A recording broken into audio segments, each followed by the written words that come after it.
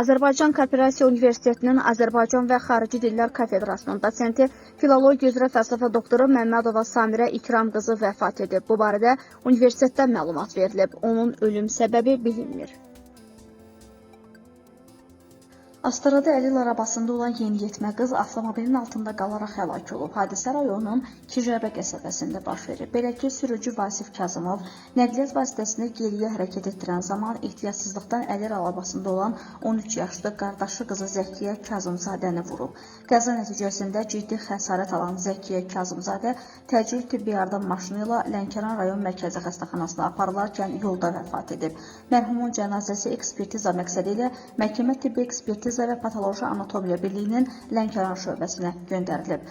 Hadisəni törətməkdə şübhəli bilinən şəxs polisə təslim olub. Faktla bağlı Astara rayon prokurorluğu tərəfindən araşdırma başlanılıb.